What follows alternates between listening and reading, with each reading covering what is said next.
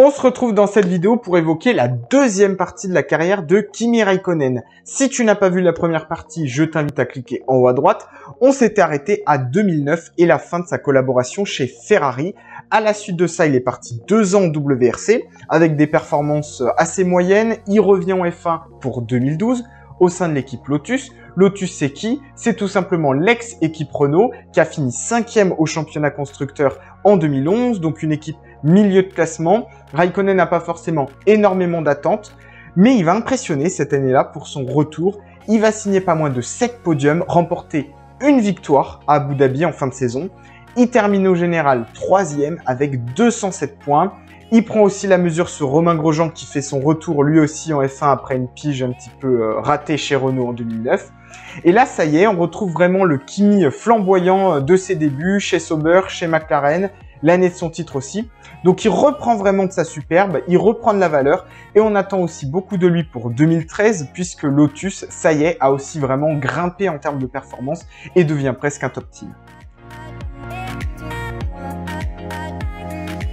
2013, ça commence en trombe pour Räikkönen puisqu'il s'impose dès la manche d'ouverture en Australie. Après ça, il va faire 3 podiums consécutifs entre la Chine et l'Espagne. Résultat, après 10 courses, il se retrouve 2e au championnat pilote derrière Vettel. Par contre, sa deuxième moitié de saison va être beaucoup plus compliquée, il sera plus irrégulier. Grosjean revient fort aussi. Et en plus, il est en désaccord avec la direction Lotus qui connaît aussi des problèmes financiers avec des problèmes de salaire impayés. Et Räikkönen, il va un petit peu en profiter aussi. Lui-même connaît des problèmes de dos, il va devoir se faire opérer, donc il profite aussi de ce prétexte pour ne pas finir la saison. Il va manquer les 2 derniers Grands Prix et il signe chez Ferrari pour faire son comeback en 2014. Son retour chez Ferrari ne va rien arranger puisque 2014, c'est l'une des pires années du Finlandais en F1. Il termine au classement 12e avec 55 points. Alonso lui en marque 161. Une saison vraiment hyper difficile pour lui puisqu'il ne va pas signer de victoire de toute l'année. C'est une première depuis 2006. Il ne va pas signer non plus de podium. Là, c'est carrément une première depuis 2001. Il commence en interne à être ouvertement critiqué. Fernando Alonso quitte l'équipe à la fin d'année et rejoint McLaren et Räikkönen va devoir faire équipe avec Sebastian Vettel pour 2015. Et là, pour Räikkönen, va s'enchaîner 3 ans assez similaires, 2015, 2016, 2017. Il va jouer les points, les podiums, il va pas jouer la victoire. Il va être dominé par Sebastian Vettel qui lui va tenter le titre notamment en 2017. Mais il est quand même présent, il joue les podiums. Malgré tout, on sent qu'il est en retrait. Ferrari continue à le signer puisque malgré tout, il est présent. La refonte du règlement aussi en 2017 joue en sa faveur. L'équipe va vouloir jouer la continuité. Mais on commence à se poser des questions. Et on attend quand même de lui beaucoup en 2018 parce qu'on le sent malgré tout sur la sellette.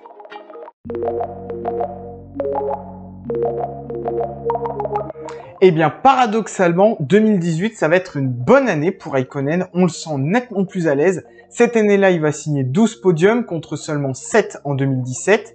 Et puis, on sent quand même que quelque chose se débloque. Il est plus proche de Vettel. Il va notamment être pas loin de la victoire en Italie. Ça s'est joué dans les derniers tours. Et après ça, ça y est, il remporte enfin un succès aux États-Unis, 5 ans après sa dernière victoire. Donc là, on retrouve quand même, on a l'impression, un Räikkönen un peu plus mordant. Malgré tout, Ferrari décide de s'en séparer puisqu'il préfère miser sur la jeune pépite Charles Leclerc qui vient, lui, de chez Sauber, qui a réalisé une très belle année. Et donc, Räikkönen est poussé vers la sortie et le Finlandais se retrouve à devoir signer pour une équipe de milieu de tableau qui est l'équipe Alfa Romeo, donc ex-Sauber, l'ancienne équipe de Charles Leclerc, pour 2019. Et là, nouveau challenge pour Räikkönen avec Alfa Romeo dans une équipe de milieu de peloton. On a hâte évidemment de voir ce qu'il va donner. On est très curieux de voir s'il va se montrer au niveau, avec un petit peu moins de pression peut-être. Eh bien, il va quand même pas décevoir cette année-là puisqu'il va finir 12e au classement avec 43 points, ce qui est quand même assez satisfaisant. Sa voiture n'est pas non plus un foudre de guerre. Il prend le meilleur sur Giovinazzi qui lui marque 14 points. Donc globalement, une très belle année. Il termine notamment 4e au Brésil en fin d'année, ce qui est un excellent résultat. Donc là, honnêtement, après cette première année de collaboration chez Alfa Romeo, eh bien Raikkonen il reste quand même le pilier et on sent que il est peut-être un peu plus à son aise. Et donc à voir pour 2020 s'il parvient à confirmer ses performances. Et là, 2020, ça va être un petit peu différent pour Raikkonen. L'année sera beaucoup plus difficile, la voiture est moins réussie. Il totalise seulement 4 points durant cette année, 16e au classement, aux côtés de Giovinazzi, alors qu'il devançait le pilote italien l'année précédente.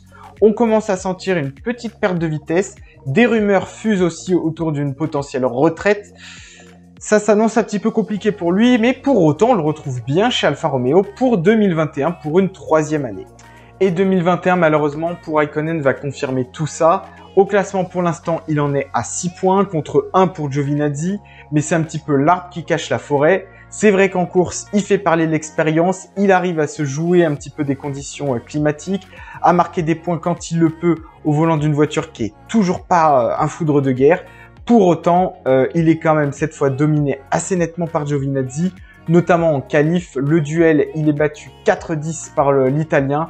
On sent que sur un tour, il n'a plus forcément la pointe de vitesse qu'il avait avant. Et ça y est, la retraite commence à approcher, il se montre de plus en plus nonchalant. C'était déjà le cas, mais ça l'est d'autant plus avec les journalistes. On va voir évidemment comment se termine l'année, mais je pense que Raikkonen a déjà un petit peu un pied en retraite. Mais peu importe, parce que Raikkonen, ça reste une légende de la F1. Il s'est construit tout un personnage autour de son surnom Iceman. C'est un pilote ultra populaire auprès du public, alors que lui-même fuit les journalistes et les médias. Ça reste aussi aujourd'hui le dernier pilote champion du monde au volant d'une Ferrari. Donc je pense qu'avec tout ça, il méritait bien une petite rétro sur ma chaîne. Et justement, j'aimerais terminer cette vidéo par faire un petit récap des moments marquants de sa carrière en F1. C'est parti.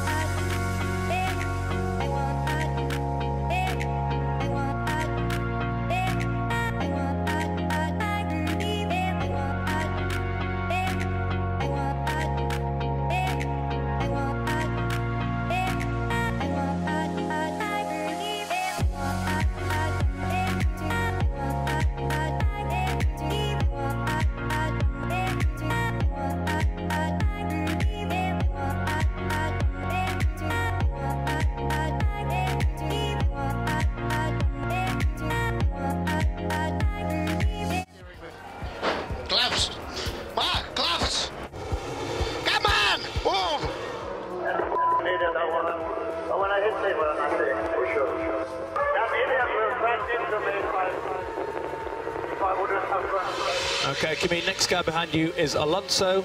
I'll keep you updated on the pace. Just leave me alone, I know what to do. Red Bull, the Ferrari hält sich. Don't talk to me in the middle of the corner. Grande Kimi. Well done, my friend. Thank you. Finally. Thank you, guys.